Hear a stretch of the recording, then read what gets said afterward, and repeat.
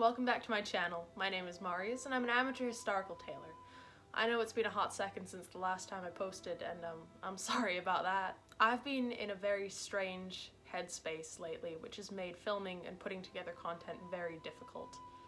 I don't have a finished project ready to go, so I thought today I might start cutting out a new shirt and chat a bit about this weird vibe that I'm on while I work. I've never really done event videos, so I hope you guys won't mind some more casual sewing content today.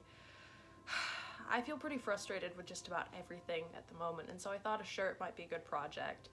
It's a very loose, billowy garment that's kind of hard to beef, and also I've made so many before that I feel pretty confident about what I'm doing. But I will be filming the entire process on this shirt, so if you guys want a more in-depth shirt tutorial 2.0 type video, I can absolutely put one together. I'm going to start cutting out all my pieces, following the measurements I used in my OG shirt video. Since this shirt is for my lower class Jacobite impression, I'm using an off-white linen from Burnley and Trowbridge. Interestingly enough, I've learned you only really see checked shirts on sailors in 18th century England and Scotland, although they were pretty well represented on landsmen in the colonies.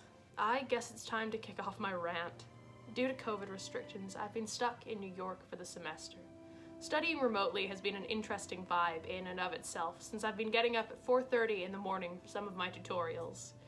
But there's been a silver lining, which is that I've been able to kickstart some medical stuff I've been meaning to get done. Let's quickly cut a T-shape in the body piece, which will be our neck hole and front slit. Now I think just about everyone and their mother has figured out by now that I'm trans, even if they haven't seen that one video I did. I've been out for about 5 or 6 years now, I think, and for miscellaneous personal and family-related reasons, I was never able to start medically transitioning. But this break, I finally managed to get a hospital appointment. We're gonna put a small hem on the neck slit. While I was at the hospital, I had a chat with a very nice endocrinologist, and I also had blood drawn for the first time. A couple of my coworkers dunked on me pretty hard for that because apparently it's weird that I made it to the age of 20 without letting anyone get at my blood.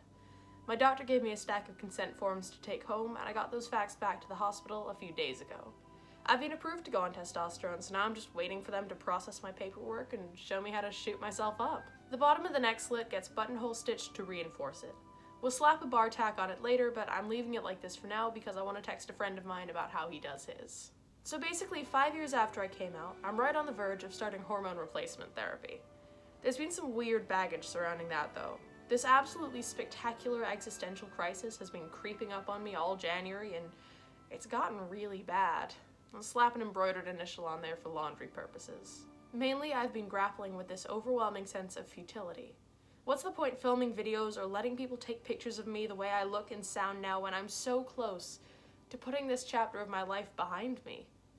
I know I'm going to struggle editing this video because I've really hit a breaking point. There are our initials in sort of gold linen thread. Yellows and greens were very cheap and easy to dye, so I think this is a pretty reasonable monogram color. Next, I'm whip stitching in my neck gussets and reinforcing them with a back stitch. I've been frustrated with the way I look and sound for a very long time. My voice is so high and so feminine. My face shape is so soft, my proportions are just off. People tend to assume that I'm a woman in public, and I can't even fault them for that. I've been moving through the world as a non-passing trans man for years now, and I've been trying to make the best of it.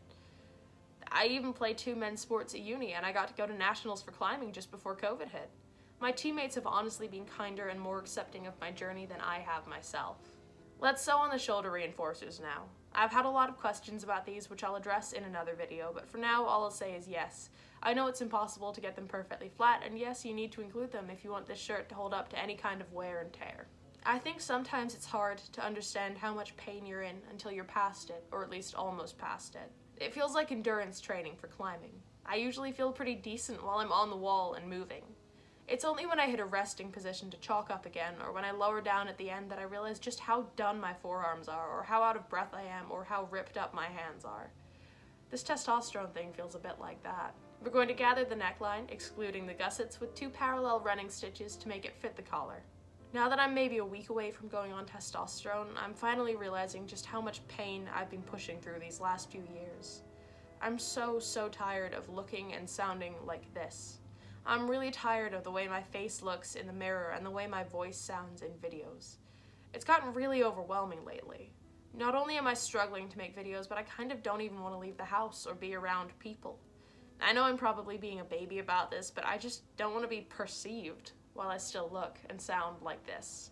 Let's prepare the collar by folding it in half and turning under the edges. Then we're gonna whip stitch the sides shut. So that's why I've been struggling to make videos and TikToks lately, I guess. I know testosterone isn't an overnight fix, and it'll take months at least to see the effects. Those months are really gonna drag on, but at least there's a real light at the end of the tunnel now.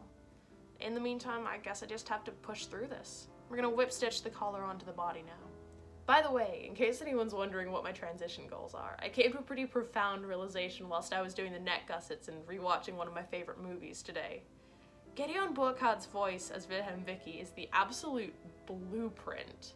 That right there is exactly what I want my voice to sound like at the end of all of this. So here's what we've got done so far. It looks a lot like a poncho at the moment.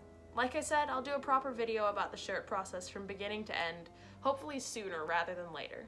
But I will be filming the whole process on this shirt, so if you guys want a more in-depth shirt tutorial 2.0 type of video, I can absolutely put one together.